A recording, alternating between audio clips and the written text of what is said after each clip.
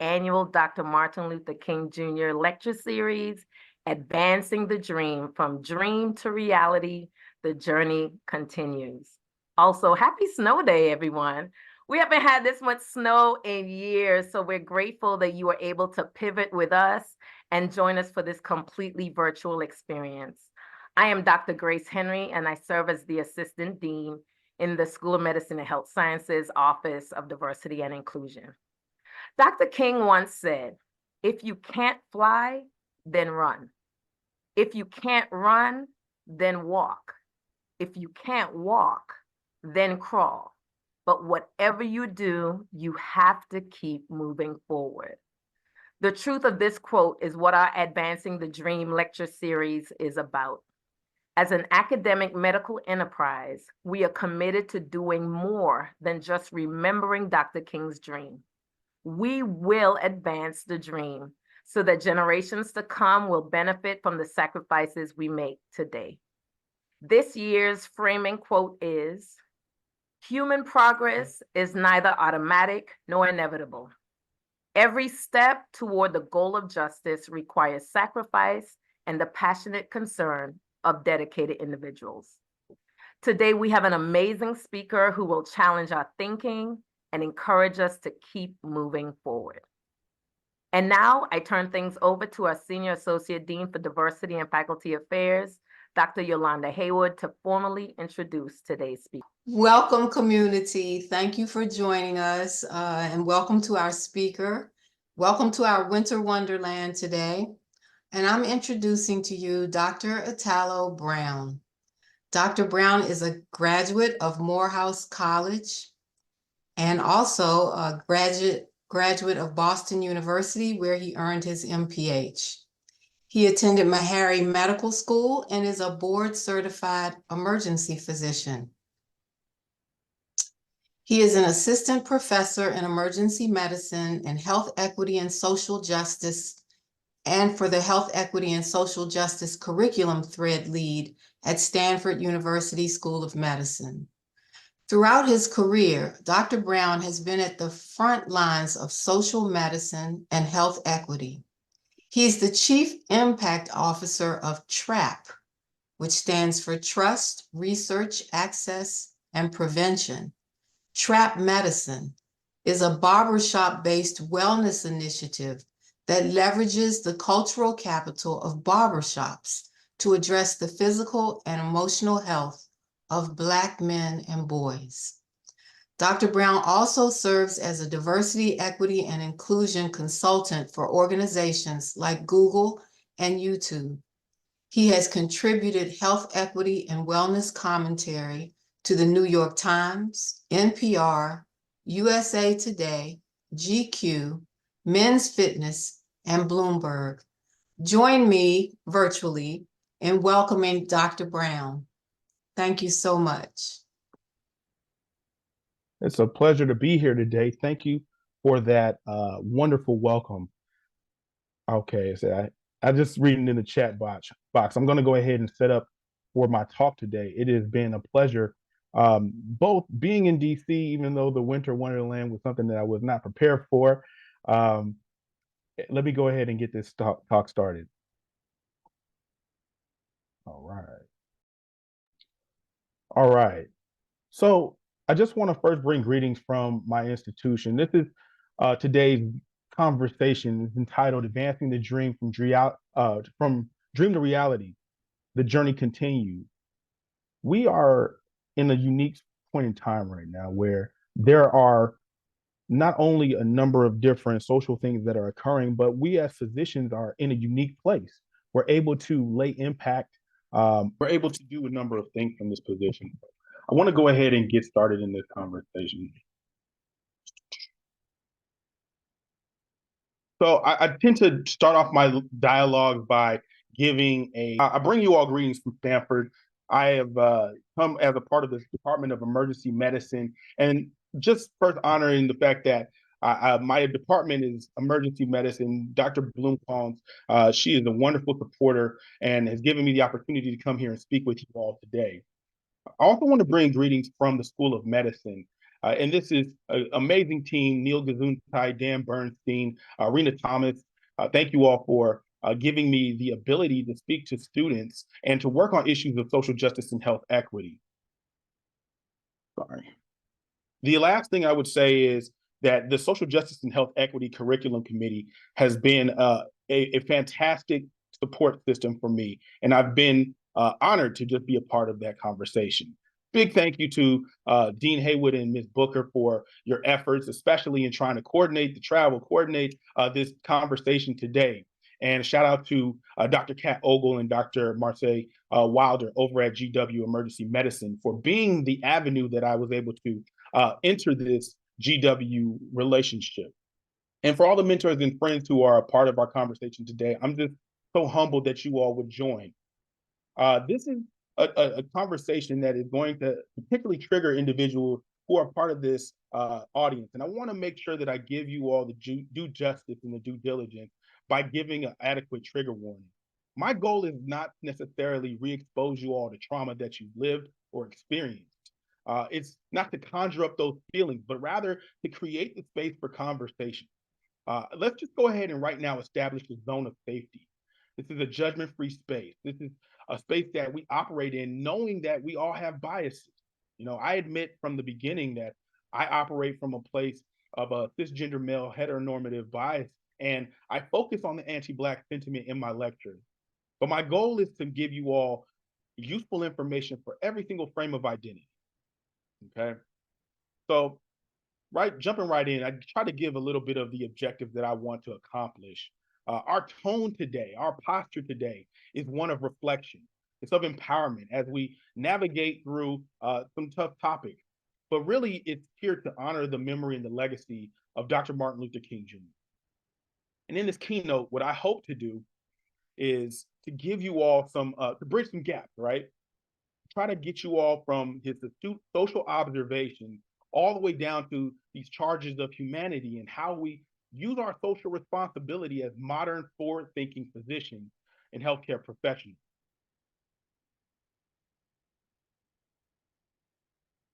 The I Have a Dream speech is one that I think most people have either heard, listened to, or been able to experience in some form or fashion through most of their lifetime. It was delivered August 28th, 1963 at the March on Washington. And it's not too far from where my hotel is located. Kind of cool to have this idea of being close to the history. And in this speech, Dr. King called for civil and economic rights. He wanted to have an end to racism in the United States. And so while we reflect on that, it just makes me call to mind that now 60 years essentially removed, how have we built from this foundation? How have we gone further? What are our personal and collective responsibilities to advance that dream? And just think about that for a second. Allow that to settle in your spirits. So over the course of your lives, you've probably heard several dozen MLK Day speeches or keynotes that expanded on this idea of I have a dream.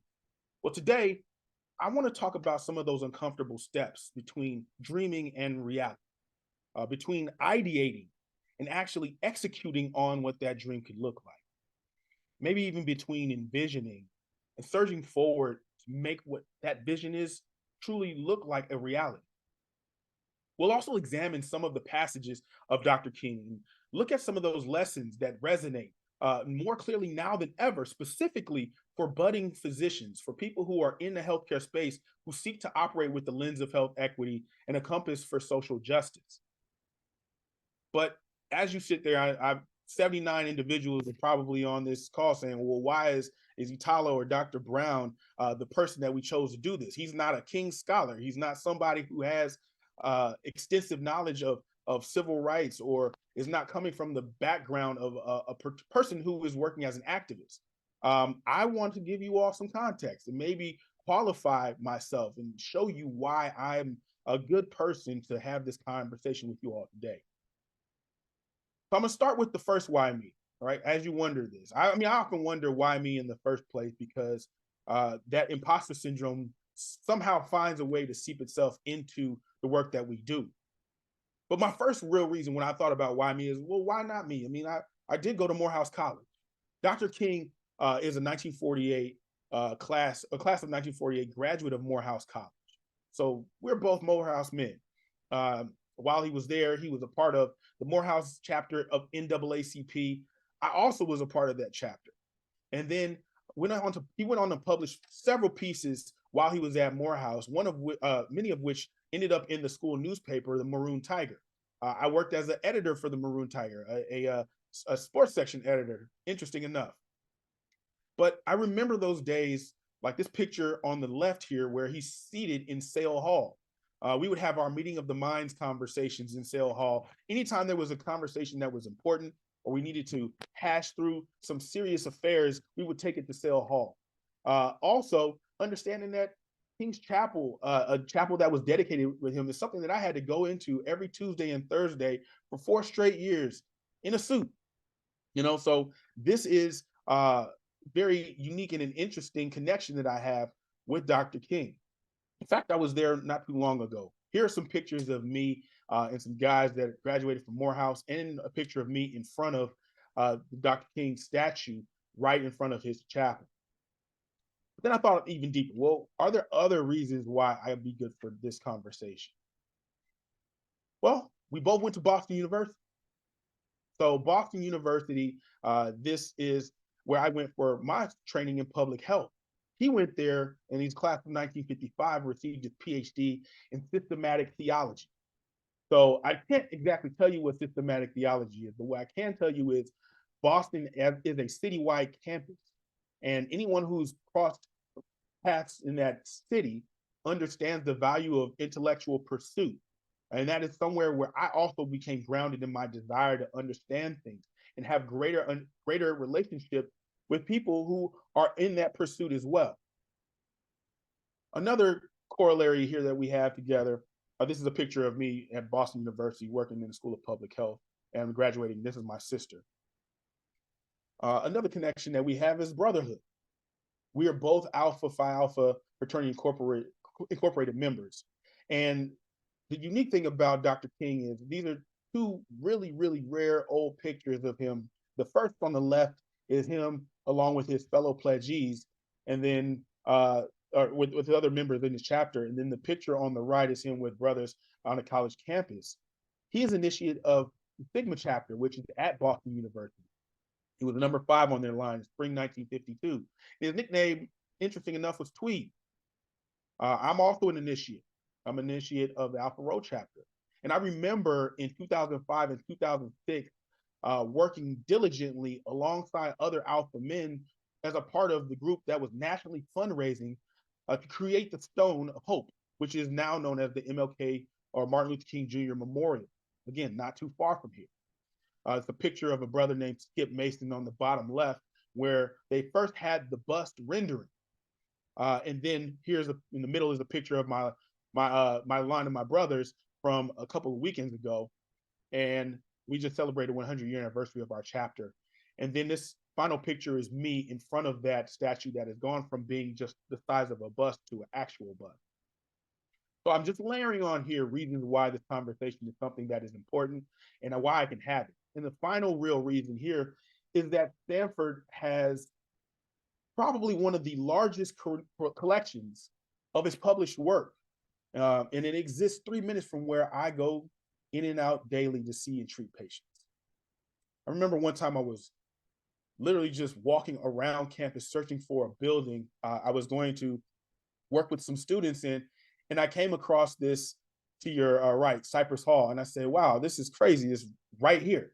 It's all this rich history and these cues on how we can alter society to be more positive right here in my backyard. So I think that this is a unique set of circumstances where we have so many overlapping points that it almost compels me to give my best effort in talking with you all today. Excuse me. Now, the real why here, and that makes the most sense to me, is because our body of works align.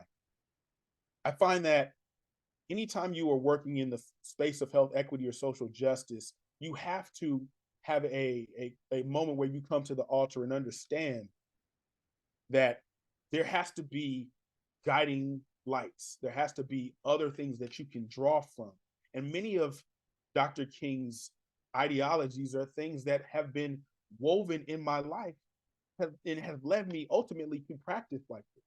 The reason why I went into emergency medicine. It's the reason why I do community-centered health initiatives and why I choose to be so invested in my community work. I've got a variety of pictures here that kind of give you a tapestry of different influences and the way that I've used that influence. Top left here is a picture of me with Rosa Parks. We have a picture in the center where we work for trying to increase the support for Medicare and Medicaid reform in Tennessee. In Tennessee. And then finally, we have some pictures where I'm working with community members and lecturing students. So as I share this, I'm asking you all, do you think about why you? Like, why are you in this seat today? Why are you in that class? And I'm sure you have.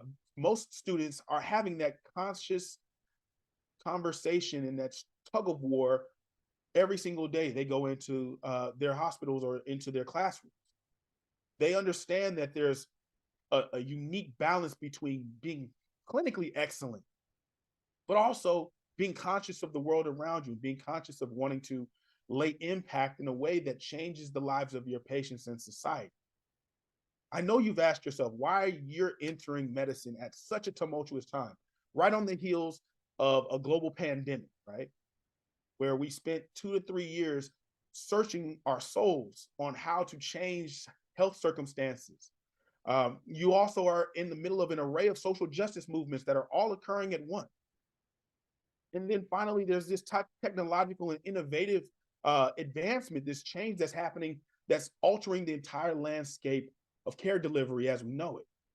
So it's a lot of things happening, and I understand that it may feel overwhelming, but you're in the right seats, and you're here for a reason.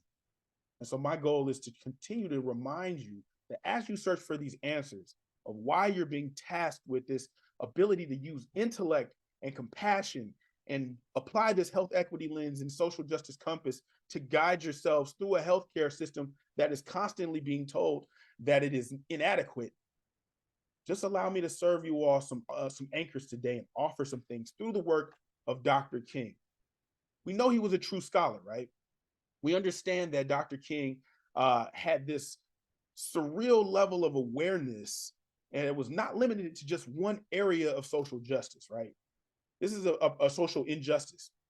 He was astute in a variety of different areas. His cognizance of what was happening in healthcare is very well known. And there's some documented cues throughout his work. And I want to make sure that we explore that today. There's an arc of equity and injustice in the healthcare space that we have to acknowledge. Dr. King was not just a stranger to these complex interactions between social and structural factors that really altered the way that people experience health and wellness. He spoke very clearly about it. I mean, if you listen to any of the speeches or read any of the speeches, he talks openly about things like voting rights and substandard housing. He talks about systems of oppression, wealth distribution. He even goes into all of these different things like unemployment and education, simply collapsed into these ideas of non-medical factors, right? Non-medical factors are drivers that double as determinants of our health.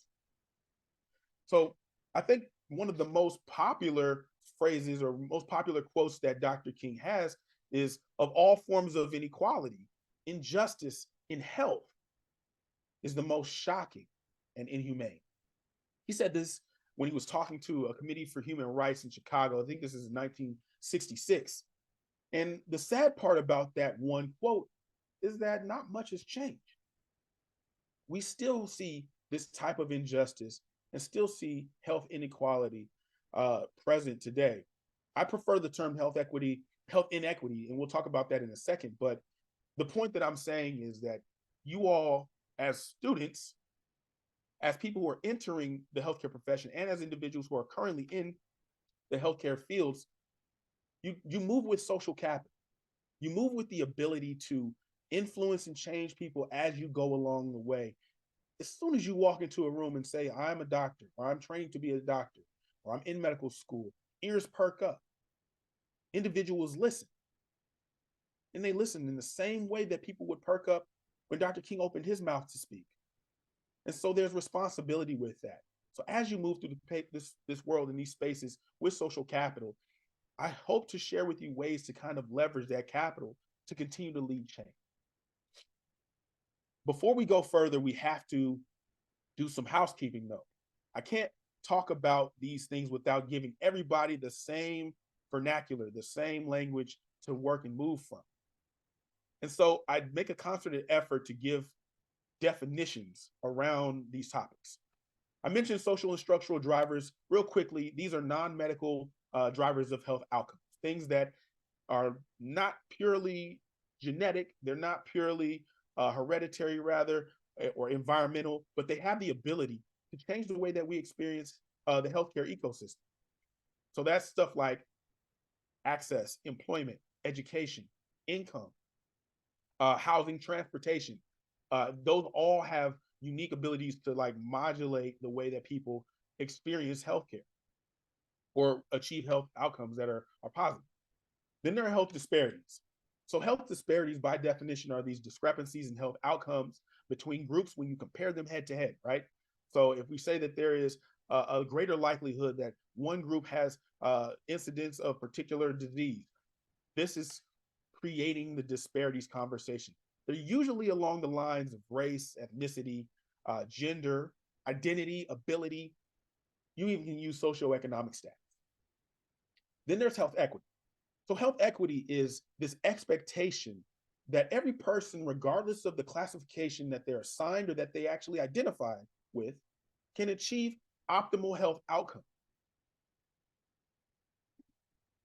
There's, to me, a difference between using the word equality and equity.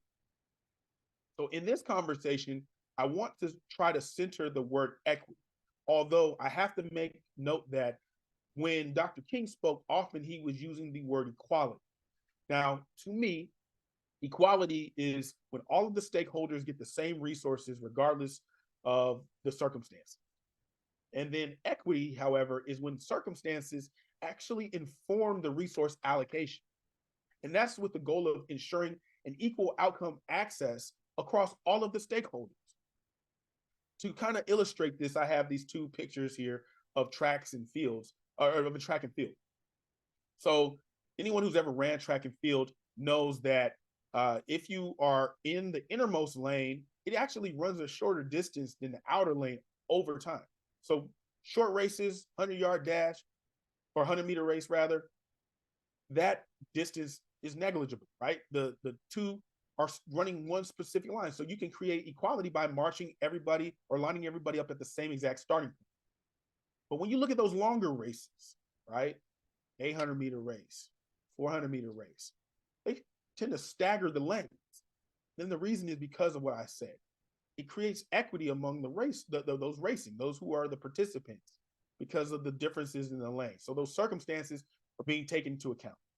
So I share that with you essentially to give you other language around it. And then finally, we talk a lot about diversity, equity, and inclusion, as well as health equity. And I think that one thing we must consider consciously is that diversity, equity, and inclusion is something that it is a workforce dialogue. It's about who's in the workspace. So how do we create equity within the physician workforce or within a given workforce? Whereas health equity is an outcomes-focused conversation. So the targets are different. They have the ability to influence one another, right? So imagine two trains running along a track, but they're mutually exclusive. They run in the same direction, but they're not the same train exactly. So DEI, workforce. Health equity, outcomes oriented. All right, cool. I'm glad that we got a lot of that out of the way. So as I transition into the first part of my talk, one of the major things that we need to think about in order to advance beyond the dream in the stance and in the position and station of a healthcare professional is that to truly eliminate health disparities, it's going to require concerted attention to social and structural drivers of health. Now, I know that in your careers, even in your short careers to this point, you've seen what the downstream effects of racial, social, and economic injustice are. And this is evidenced by a variety of things, right? So we see health disparities every single day. When you walk into a clinic and you're wondering to yourself, like, why are some patients' outcomes worse than others? Why is there a greater disease burden among some patients and not among others? Why is it so disproportionate?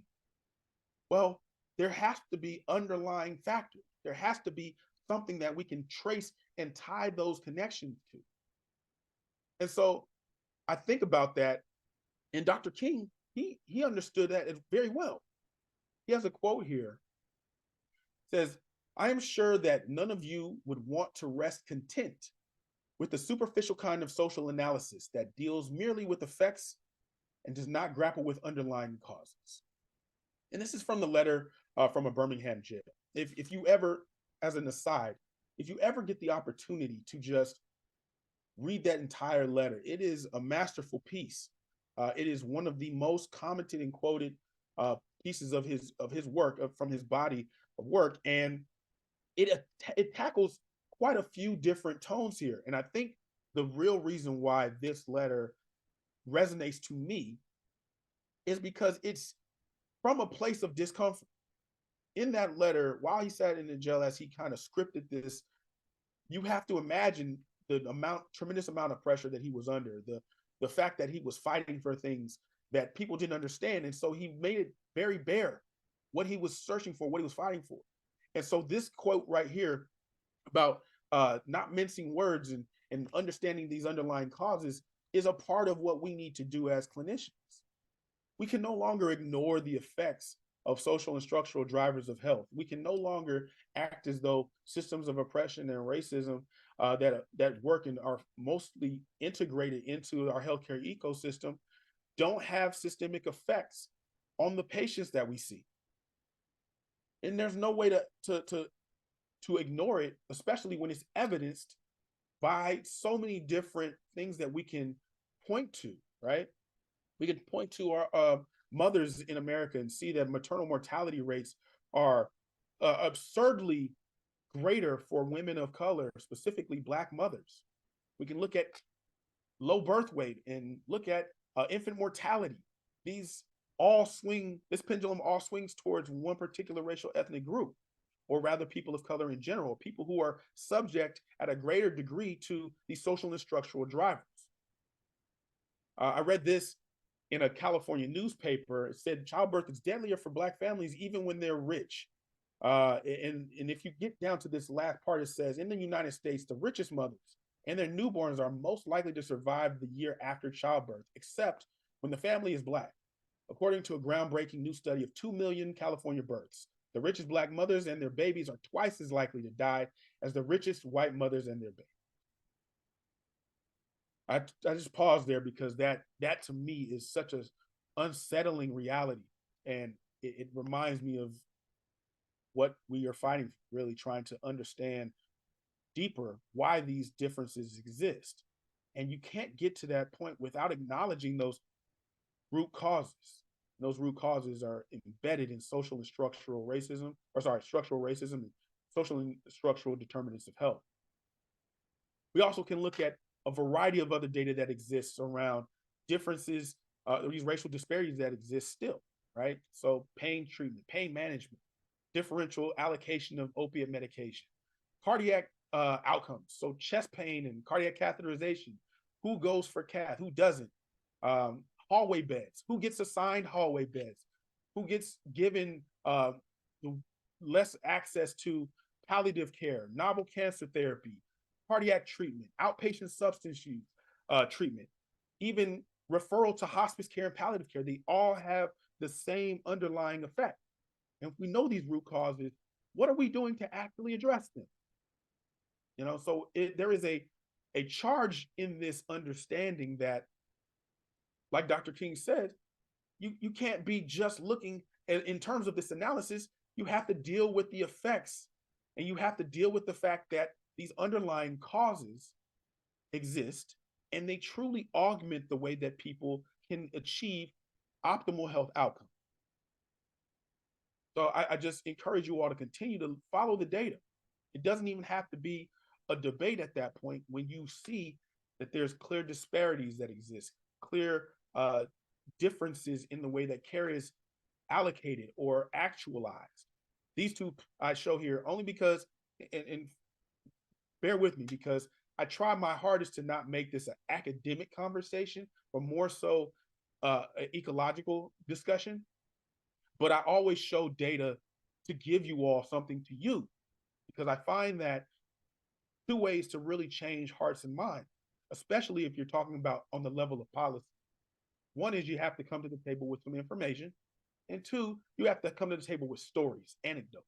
But we'll get to both of them. This data that I show right here essentially is just showing that there's still even differences in bystander CPR, differences in accurately calling a heart attack.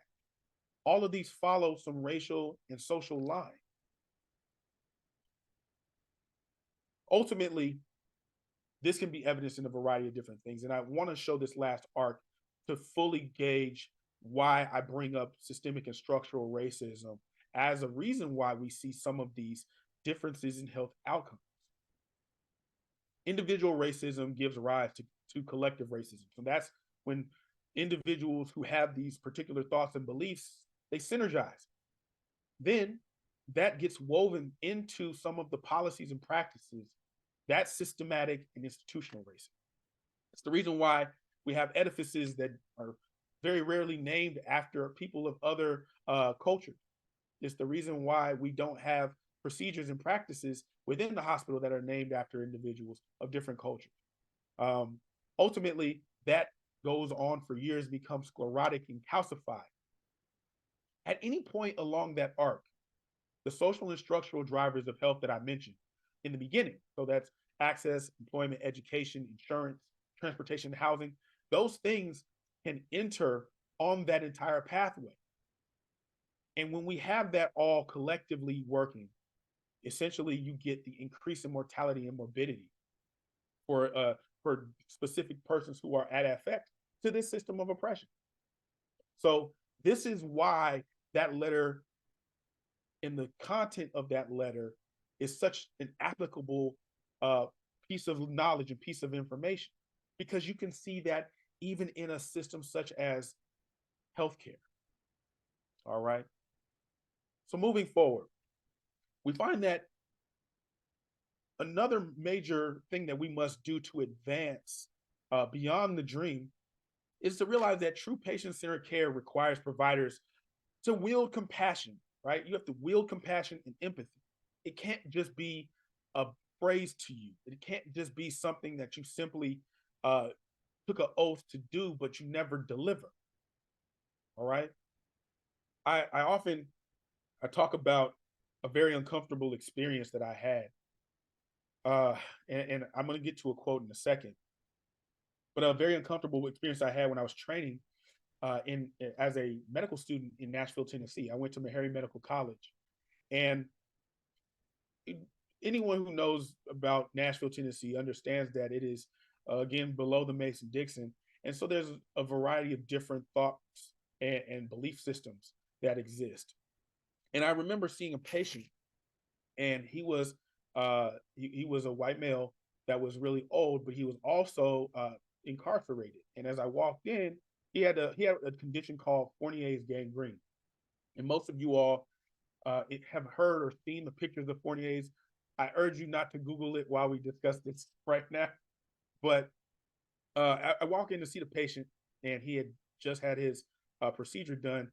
So it's maybe post-op day 2, we're just rounding on him. And when I walk in, he says, "I don't want no monkey doctor."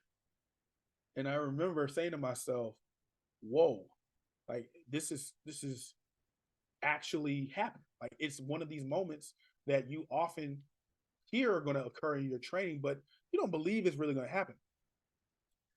When he said that, my heart just sank. I said, man, monkey doctor. And the first thing I could think about was, my response to him was, well, you're lucky because I don't treat monkeys. And he immediately started to laugh and smile. And he said, "You're all right with me, man." In that moment, I wanted everything, every fiber of my being felt enraged by the comment.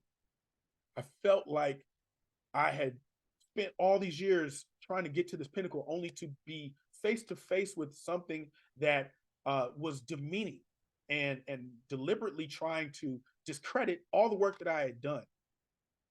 But in that moment, I had to remember that you have to live with compassion and live with empathy and understand that this is a guy who's super sick. Does not matter to me what his ideology or belief system is. And as a provider, I'm in the position to actually help his health outcome. So that was something that I had to really, really settle with. And it just reminds me of this quote again. Life's most persistent and urgent question is, what are you doing for others? What are you truly doing for others? So Dr. King said this in the book Strength to Love, published in I think it says 1965. And I share this again, just as the setup to understand that like a part of our job in wielding compassion and empathy is truly centering patients, right? Knowing that everything we do is to advance what they're experiencing, to try to improve health outcomes for them. Part of that is understanding that our education has to also align with that belief system. So in order to meet a diversity of patients and to have the full ability to give compassionate and empathetic care, you need to have people who've experienced what compassion and empathy are. And they have to live that, and they have to actually be encompassed by it.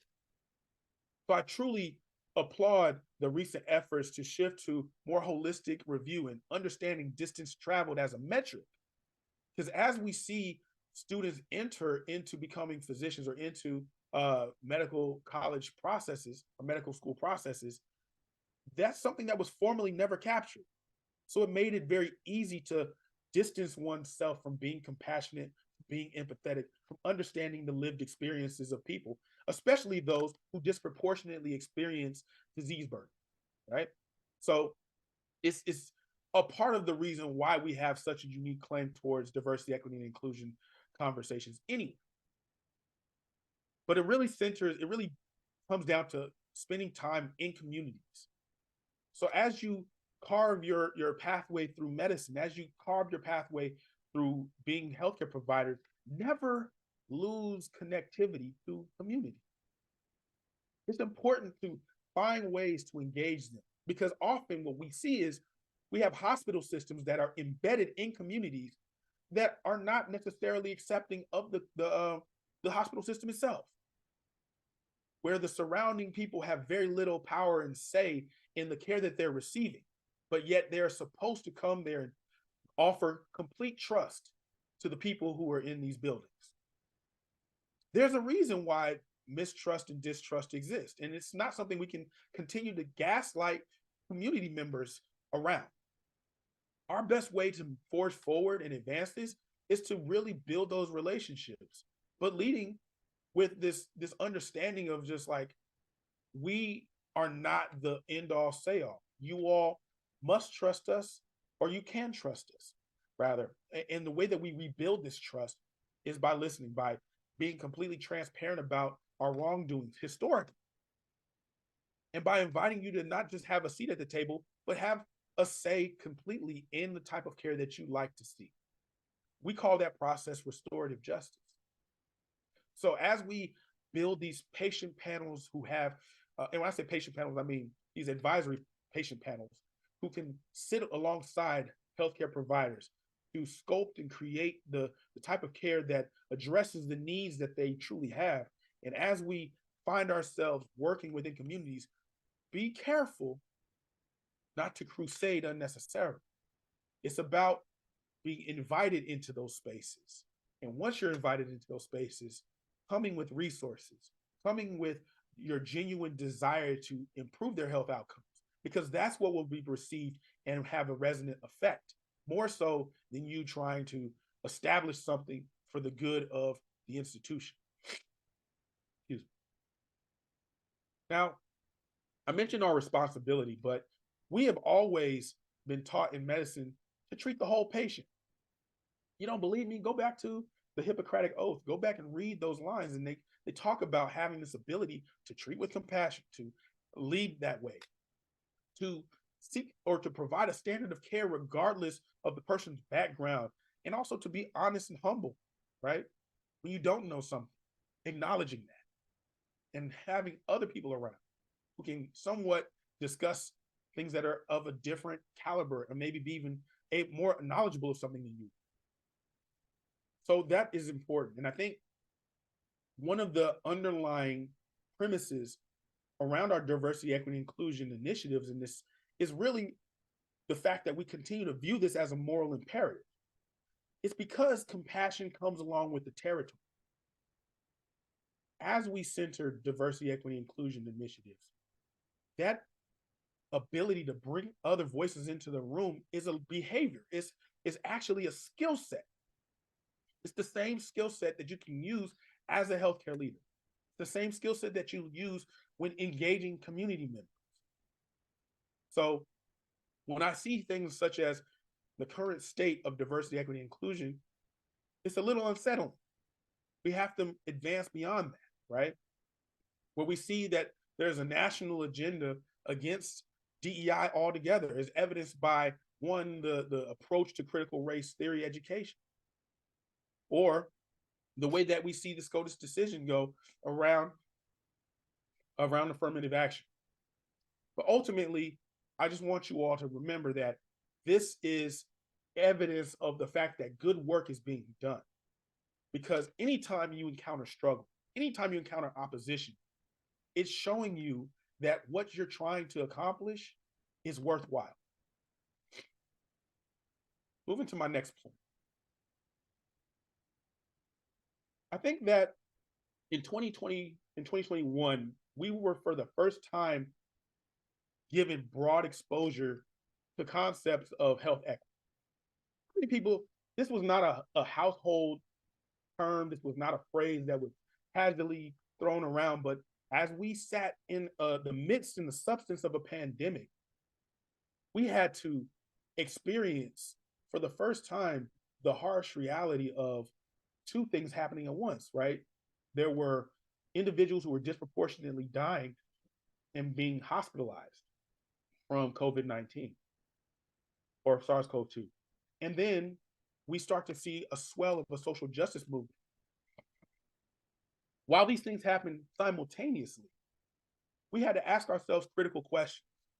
And in that, the discussion of health equity became a household topic. Since then, it's been what 2 years, 2.5 years removed from the major surge of this. And what we've seen is a little bit of that energy die down. We've seen this exhaustion or fatigue kind of come, and I think it's due to a variety of different factors.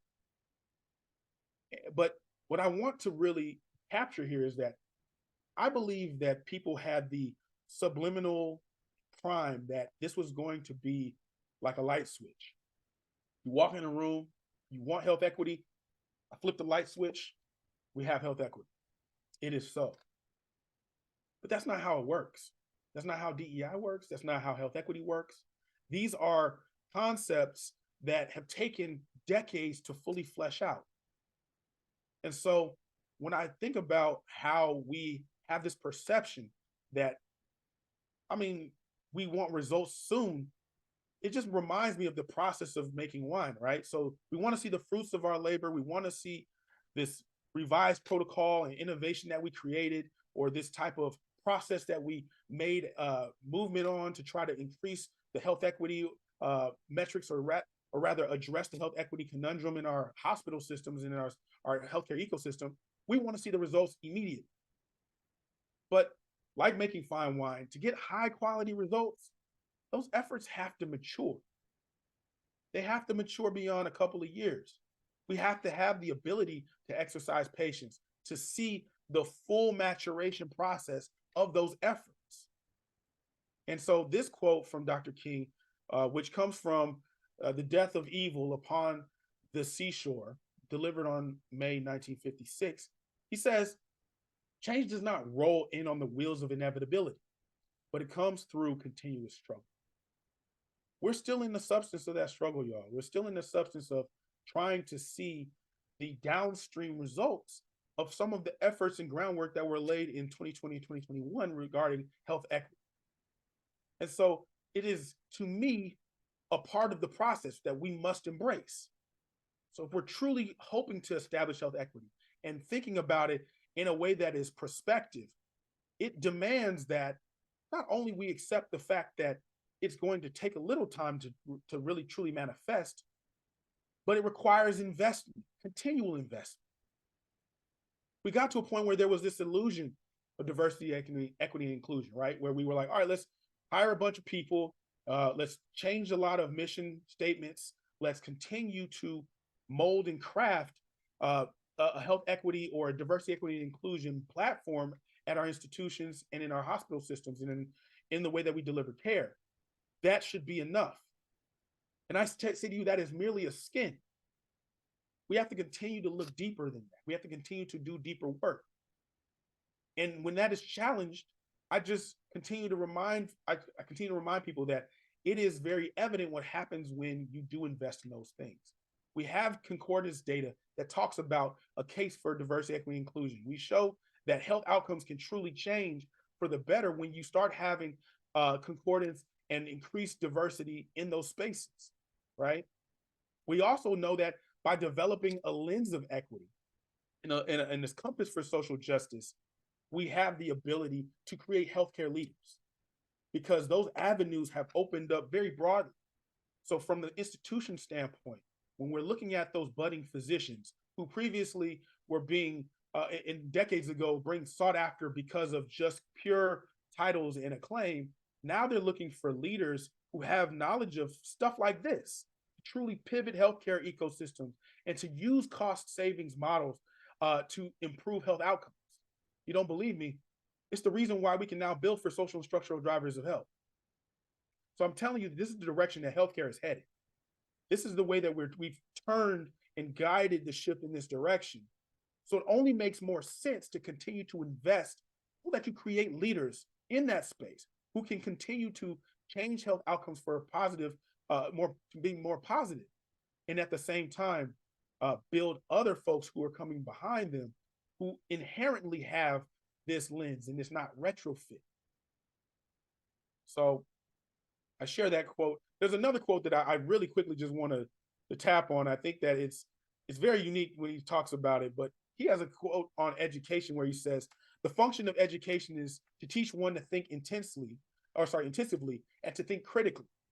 Intelligence plus character, that is the goal of true education. When I read that, I was like, wow, that sounds to me like what we say about being a doctor. We want people who are intelligent but have character. We want the doctor's doctor, the doctor that we would send other doctors to. That's the type of physician that we hope to be, the hope to build, that we hope to work with. People who have high character as well as the intellect and the pursuit of education, right? So I just kind of like settled on that. Pardon this one.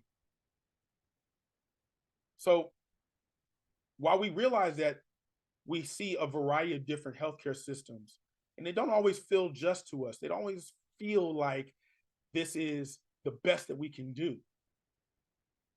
I find that one of the things we have to do to truly advance the care that we're delivering and move from dream to reality is we have to commit to the craft of medicine, right? We have to commit to the craft of medicine. Now, following that pathway, if we commit to the craft of medicine, that also necessitates a commitment to the work of justice. Now, I know I made a large leap there, but I want to kind of back you into why that works. So first, it starts with the aspiration. It starts with that dream. Every single last one of us here had this dream of wanting to be a clinician, but not just being any clinician. We want to be excellent clinicians. I mentioned it a few minutes ago, being the doctor's doctor, being somebody who your family members would recommend, or I would recommend my family members to you. Being able to meet those metrics, right? That's how we judge our excellence clinically. We're like, all right, what are our door-to-doc times? What is our patient turnover? What are our outcomes? Do we get people up to the cath lab in time? Do we activate stroke on time? Are we able to change the negative outcome and increase the positive? That's almost the metrics in the system that we've created within medicine to judge who's a good doctor, who's an okay or mediocre doctor. When you ask around and say, hey, I got to get I'm getting work done on a meniscal tear, you're looking for the doctor who has the best results. And that is a desire to be excellent, right? So as we seek that excellence, it's outcome-based. We're looking at patient outcomes. So when I think about patient outcomes in general, if you want people to have the best patient outcomes, regardless of their background, that by definition is justice, right? So if you care about patient outcomes because you want to be a good clinician and you want to ensure the best possible outcomes, and that's for anyone who comes into your room, you are now acting in the space of justice. Recognizing this discrepancy that does exist and taking every single action that you have to improve those health outcomes is not just working in the form of justice, but actually contributing to the work of justice. And I think that this quote kind of helps frame that a little bit better. So the arc of the moral universe is long, but it bends towards justice. And that's from Remaining Awake Through a Great Revolution, the speech delivered at the National Cathedral in 1968 by Dr. King. I think there's a significant power that comes with understanding our work as clinicians. And the more we start to see improving patient outcomes as a goal, the better it is for us, because what we do is we depoliticize whether or not something like diversity, equity, inclusion should exist. What we're talking about is an outcomes conversation. And I think that what it takes to really shift those, it goes beyond just our science. It extends beyond our knowledge base.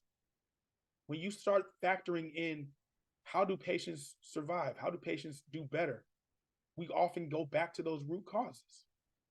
And so all of this, again, is interconnected. So to truly be a physician that operates with the lens of health equity and has a social justice compass, you have to really double down on that desire to improve health outcomes for everyone, equitably. That seems to be the way that the best clinicians operate, or rather, the thing that drives the best clinician.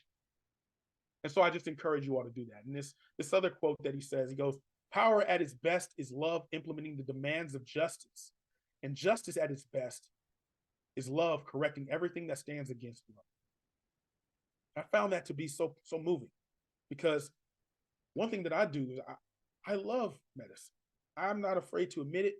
When people ask me what I do, I tell them I'm a physician and I love that practice. And I love the craft of it. I understand what we've sacrificed to get to this point, to be given backstage passes to the human body. But I also am given the ability to see those blind spots, make those connections, and to truly advocate for patients. Every last one of you has that same ability. You come to the table with that same fervor and passion. And that's what makes us agents of justice, agents of change in that regard. So I encourage you all to lean into that. I shared this last study, simply to demonstrate the true power of what happens when you have a little bit of diversity, equity, inclusion, as well as health equity acting in the same direction, right? This study talked about a year ago, almost to date, when it was published. It talks about one of the most clear diagnoses that we are taught from early stages in medical school, appendicitis, right? And we all know what happens when the diagnosis of appendicitis is delayed, right? Outcomes are very poor. People will have increased length of stay. People will have a greater degree of complications, will have return visits. Like, all of those things change. Even the costs of care increase as this diagnosis is delayed. So the study essentially showed that non-Black Hispanics non-Hispanic Blacks had a higher rate of delayed diagnosis in these partner hospitals. They also showed that there was a higher post-op 30-day hospital use, increased length of stay. As I said, these things are important if you are looking from the standpoint of the entire system. But when the hospital had a greater proportion of Black and Hispanic individuals, there was less likelihood of delayed diagnosis. So when you have these conversations with your colleagues who talk about, oh, why should we really care about either health equity or diversity, equity, and inclusion? This study gives you adequate information to use to say they matter. Because if we have greater diversity, a diagnosis that is very critical and potentially fatal is less likely to be missed. We have the data to show it, and that improves health outcomes. That makes us better. So I show that all to say, when you act in this fashion, that is the arc of justice. About to close or get to a point of closure, and I want to make sure that I bring this home the right way.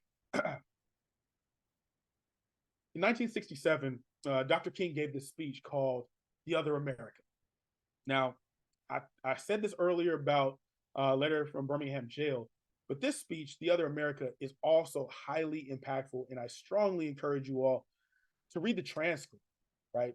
I'm not saying you got to become a King Scholar, but I am saying that you should take the time at some point in your lifespan to truly appreciate some of the words that he put on page. But in this particular one, he describes a dichotomy of two Americas, right? There's one America that seems blissful, is splendid, filled with all the magnificence that life has to offer. And then there's another America. There's an America that is destitute, that is neglected, an America that is wrestling with poverty and has very, very poor health outcomes associated with it as a result of all of the different complex features in that type of an America. Now, the reason why I share these two Americas that Dr. King so vividly describes is because they're bridged by systems.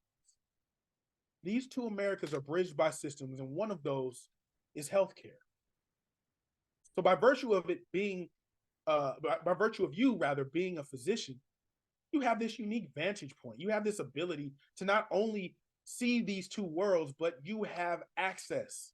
You have access to both worlds, to patients from both worlds. You serve as a conduit. You serve as a person who not only sits in has a station where you have perspective, but you also have the ability to act. And that's the most important thing. You get the esteemed privilege to affect positive change on a daily basis, and you have a responsibility that shouldn't be taken lightly with you. This is what makes our profession as physicians so immensely important. It's this ability to save lives without ever really having to lay a hand on it. Right? So think back to what I said about the social capital that you have. Think back to what I said about operating with this health equity lens and social justice compass. You can do these things on a day-to-day basis, whether your white coat is on or not, whether you are gloving up to go into the OR or not. These are things that you can lead your life with. And because you are a physician, people will follow. So you get the opportunity to be that bridge, y'all. You get the opportunity to be the bridge between the patient who misses dialysis. And when you ask them why they're missing dialysis, and society thinks that they're just apathetic and don't care about their lives, you know the truth. You know that this person might be taking care of a young child, a grandparent who's taking care of their grandchild, while the mom is working desperately to make ends meet. You get to be the person that stands in the gap when the patients have that glazed look in their face when medical information is conveyed in a language that they don't speak. You get to stand in the gap for our patients who are unhoused, who may have true medical issues, but what is dominating the forefront of their minds is having a dry place to lay their heads, maybe some food. You get to be the doctor that stands in the gap for patients who travel from rural areas in order just to get their specialty care because the nearest specialist is several hundred miles away. Or our patients who are incarcerated and who might have every single right stripped from them, except the fact that they have the right to health. What about our patients who come from migrant communities, who have to consciously make decisions on whether or not they should even engage healthcare because they don't have documentation? Or there are communities that tend to be subject to broken glass theory, where we see more houses and rooms that are places that are condemned, and we see increased policing in those neighborhoods, but their health outcomes aren't improving at all. Or what about patients who are doing everything that they can possibly do, working 2 to 3 jobs because they're part-time jobs and neither of them actually provides health insurance? You get the ability to stand in that gap, y'all. You get to be that bridge. You get to be that bridge. And as I say that bridge, I want you to think back to the Edmund Pettus. Think back to the way that Dr. King led a multicultural body of people across that bridge. And it was in the name of justice. It was in the name of understanding that equality value was of high value.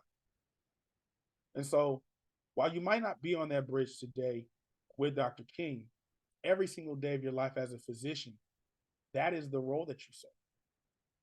And so we have tremendous responsibility with it. And I just encourage you all to think about that. In closing, I just want to re-highlight the 4 points that I made. 1, we have to eliminate health disparities. And to do so, that requires concerted attention to social and structural drivers of health. Okay? Remember what I said, just because I named 6 of them, doesn't mean there are other things that don't fall underneath the banner of social and structural drivers of health. The second part was true patient-centered care. It requires providers to wield compassion and empathy. We have to be the types of doctors that have the ability to understand lived experience and can meet patients where they're at, but at the same time listening, valuing their needs, and allowing them to make recommendations on the care that they deserve. Third, I said, was to achieve health equity, we must embrace this process. The process, right? Like, we must embrace the entirety of the process, the comfortable and the uncomfortable parts, the sightly and the unsightly parts. We have to make sure that the investments are never drawn back or withdrawn simply because we don't see the results. It's a process. And then lastly, commitment to the craft of medicine necessitates a commitment to the work of justice in the form of health outcomes. So if you truly value improved health outcomes and find yourself to be the clinician that wants to be a doctor's doctor, then that means that you must also value justice. So back to the why me as I close.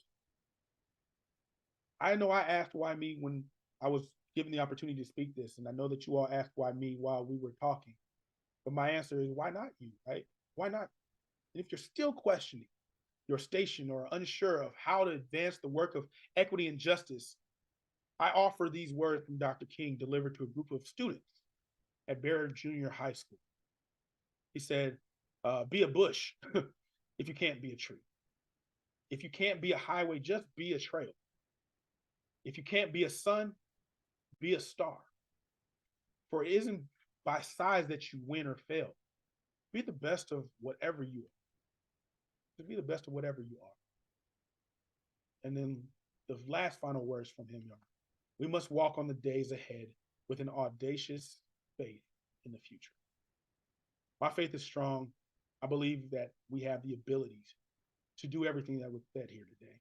And I truly feel that healthcare is headed in the direction where health equity is the value that we align ourselves with, and social justice will be our North Star.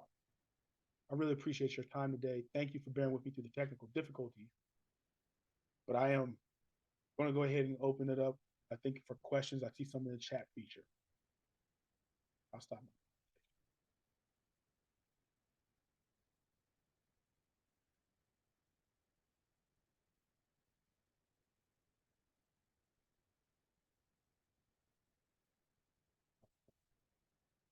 Do I just go and look into the chat feature or for questions? I am looking to see if there are any questions, but I don't. There were people who we think had questions, but somehow I don't see them yet. All the questions that were asked were about your resharing your data, but we will be sharing a recording, so they will Okay. be able to re-see everything that you presented today. But Okay. as of right now, no questions unless anyone would like to put one in the chat. Sure, I'll ask a question. Thank you for your inspirational comments. They really speak to us through the words of Dr. King, and so much appreciated. I think what I'd like to ask is perhaps a little bit tangential to your talk, but given your background, your experience, I wonder what successes you've had in your curricular work in promoting anti-racism and that those issues. You're giving me the opportunity to humble brag, and so I appreciate that. I'm so proud of our social justice and health equity team. I got this role probably in, I want to say, 2020 in the fall, and what we were able to do in a very short time frame was to go back over the entire medical education that was being offered at Stanford and seek those kind of like areas where first low-hanging fruit could be addressed. And that started off by reviewing slide decks, creating a mechanism for training our providers and training our faculty members. Because remember, like I said, this was not a common conversation. A lot of people have been doing slide decks for the last 20, 30 years. It's the same deck. They just add a couple more features. And we had to go back through and like, hey, there's information that you can add to make it more equitable. But part of it started off with instituting health equity rounds for anyone who was on a clerkship. So every core clerkship has some access to a dialogue around health equity topics. And we cover the entire gamut of health equity topics. We also went back and created not just standalone lectures, because I felt like that was the biggest deterrent for health equity or detractor, when you were like, oh, this is that lecture. So students would get doses of that in every single lecture, in every single block, as they did the entire course, and it was additive. We took on different subjects instead of just having the same conversation like, okay, people of color disproportionately affected. We looked at disability, we looked at, or rather ability, we looked at gender dynamics, we looked at people who are incarcerated and how care is different for them. We've just taken on a variety of different topics, and then not just stopped one time, we've gone back and refined it. We really truly value the evaluations of students. And so what we do is we meet with student groups. We met with our AAPI community members, and they were like, we feel like we're not being adequately represented among some of the conditions that you all are discussing. And so we launched pilots on different topics and try to integrate that better by leveraging resources that were already in the institution. Like we have an institute that's specifically dedicated towards Asian AAPI health. So we leveraged that and created partnerships. So these are some of the like low-hanging fruit successes. But the true success for me has been when the students get to me, that they're in their clerkship years, because emergency medicine as a rotation is something that happens later for many people. But them saying, oh, I remember when we learned this from you, or when you came to our class, or when they included this information. Oh, I remember when you came to orientation. Like that is such a reward to me. And then I started to see a shift in terms of what students were asking when they were on rounds or when they were working. They cared about other details of the patient. So that to me is the greatest evidence and success of what we've instituted at Stanford. Thank you. Those are great examples. I don't see any questions, so I'm gonna ask another question. You have a question, Grace? Somebody Oh, has? yes, there was a question, and I think you started talking about it, Dr. Brown. And first of all, thank you very much I was sitting here writing the notes because you are a physician, people will follow, just things that are really accessible. I appreciate those points. There was a question here, and you started touching on it.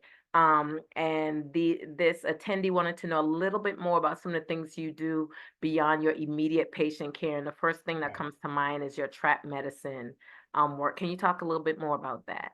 Certainly. So trap medicine is something that first and foremost is born out of Morehouse College. My friend and brother Jamil Lacey, he lived down the hallway from me in Graves Hall. I met him on the second day at Morehouse. He was from California, and we already automatically Californians. Whenever we are in a different land, we just find each other because one, our pronunciation of words is something that you're going to find very quickly in the South to be different, right? So we found each other, and over the years, just grew a great friendship. Probably in like 2012, he started working in city planning and started doing community work, and realized that there was a connection between the students and the family members he was meeting and their poor health statuses. And so he was like, "Hey, man, what do you think about like using, I don't know, a barbershop to get health information out?" And I was, at the time, I had done some work already as a medical student in barbershops. And I said, there's like decades of data that support that this is an adequate way to address the health and wellness of Black men and boys. In the 80s, we first started seeing, hypertension and cardiovascular health information, or rather data come out when they were leveraging churches or faith-based organizations as well as barbershops. And then that just continued. So when he came up with the idea of trap medicine, I was like, one, is super catchy because the idea of trap in general, from from a hip hop culture lens, that means something to us. It means like this is not just gritty, but it is fully understanding of the unique barriers that we face just to survive, right? And then the the fact that it's an acronym, trust, research, access, and prevention, really lands well among academics, especially when you're trying to seek funding. So the goal was to create an entity that addressed the health and wellness of Black men and boys, but always leverage that cultural capital that's invested in the Black barbershop, right? It's our country club. It's the safest space that we could be in often for Black men. You can go there and talk about who's better, Michael Jordan, Kobe, or LeBron. You could talk about how to get a colonoscopy, what that experience was like. You can talk about where the best ribs are. Like, all of that is happening in the same time at the same visit. So we leverage that to have discussions that are on a health basis, but also bring resources. So it's not just about talking about our feelings and what grief and guilt can manifest as, and how depression is something that riddles Black communities, or why we need to keep control of our A1C and have better understanding of our medications. We can also do things like take blood pressure. We can do cheek swabs. We can do COVID swabs and viral panels and stuff like that out of a shop, out of an edifice. So during the pandemic, that became one of our greatest things, with educating barbers with the goal of, again, showing them their unique skills, but providing help to the patients and their patrons. And the ultimate goal is realizing that a lot of these barbers, they're renting spaces. They don't even have the capital. They're renting spaces inside of a building that they don't own. So what we seek to do is help them understand the pathway of ownership, and that brick and mortar can be theirs. And once it's theirs, what it could look like to actually operate like a federally qualified health center, because you have all of the resources. So that's a long-term goal. We just actually have our first brick and mortar about to open in the next 6 months, but it is the whole purpose of trap medicine has evolved over the years. The primary goal has always been to address health and wellness of Black men and boys. You can get an entire age range in one sitting. 82, 8 years old, same room. Wonderful. Thank you, Dr. Brown. And I'll give Dean Haywood the last question, after which Jelena will close out. Actually, I was going to ask about the trap medicine, but I guess my last question sort of embedded in a comment is, how would you encourage us to maintain the optimism that you have been able to carry, especially in our current political and social climate? That's a really good question. And I want to first begin by saying that the work of health equity and social justice is it's one where you have to create space for yourself and your emotions, and you have to decompress effectively. As an emergency physician, I understand the value of balance and trying to desperately claw your way to it.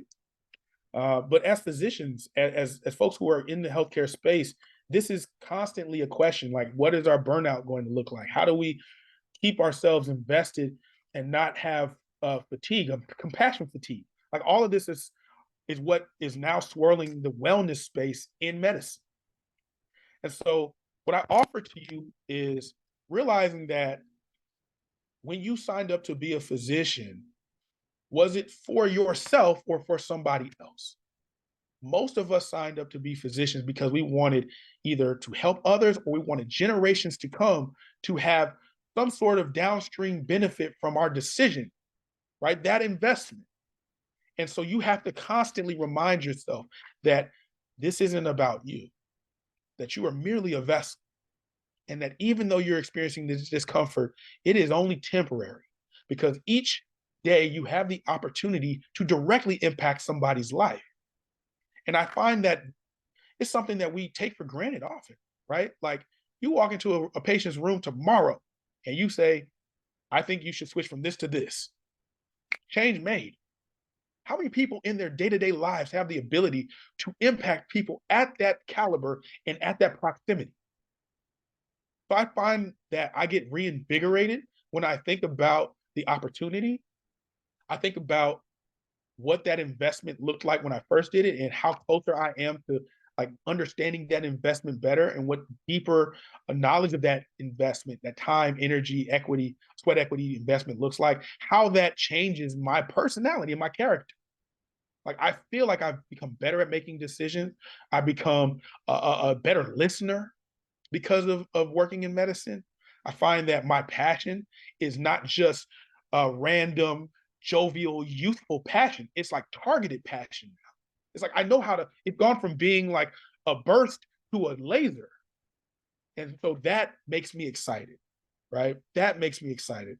But in those days that are hard, you know, when you have those patient narratives, you're like, man, I can't shake that narrative. I can't seem to let that one case go away and you cry.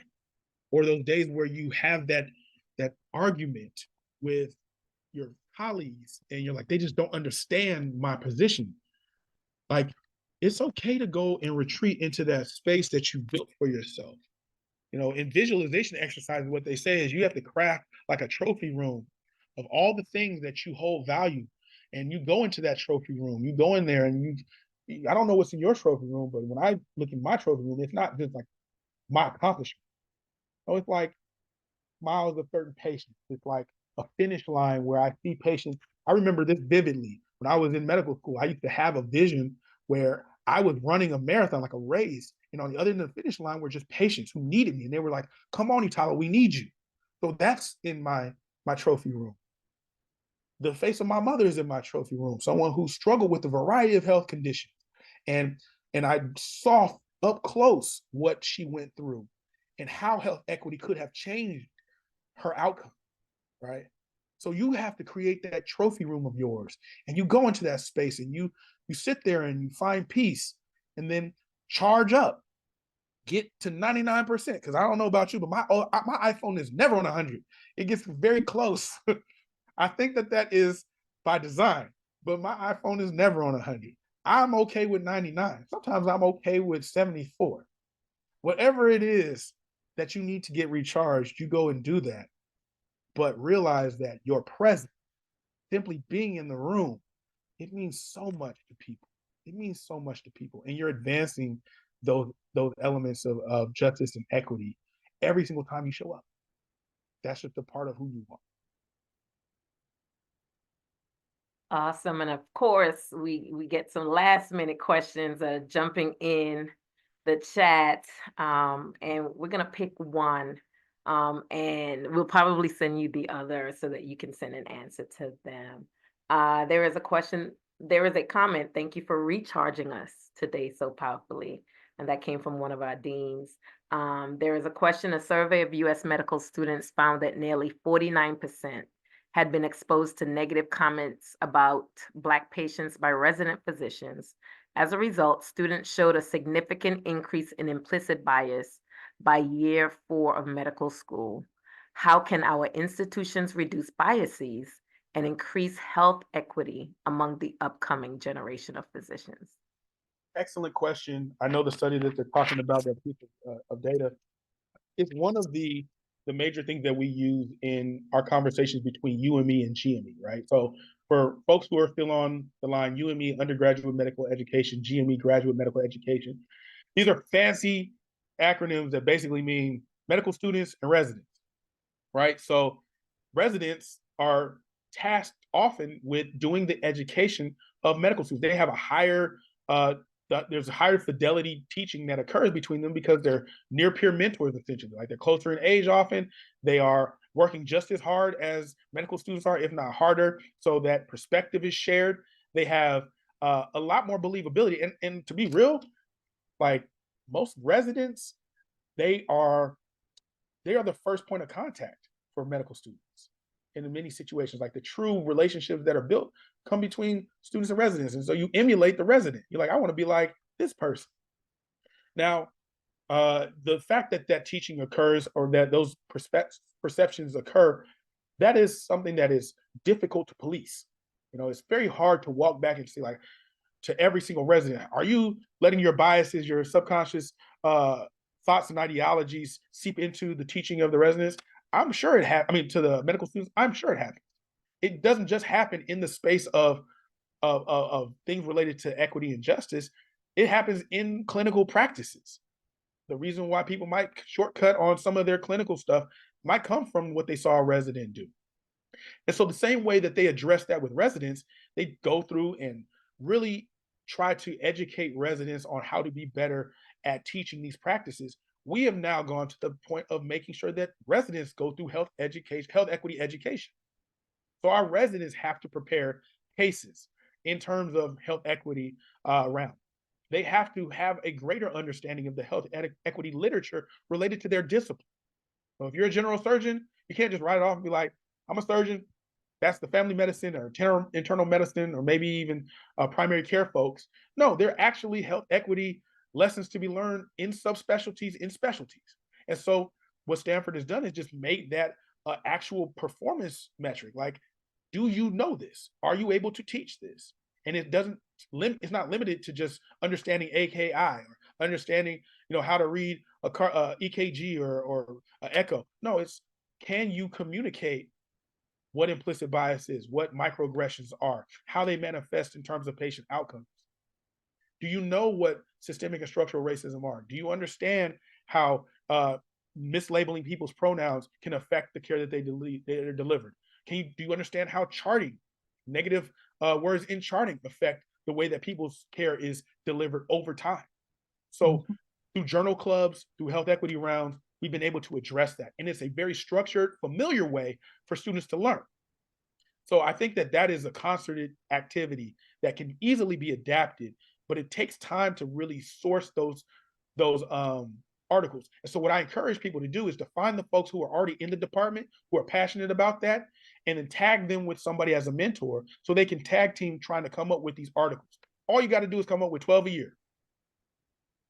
And it's easy to start filtering in. You can find all 12 in 2 days. Thank you. Awesome. So before we close, I just wanted to say thank you again, Dr. Brown. This was a wonderful, wonderful discussion. And thank you all for being here. Sorry, don't know why my voice is going out. But we would like to invite you all to our ARC Educational Series Book Club, which will begin next Tuesday at 12 noon.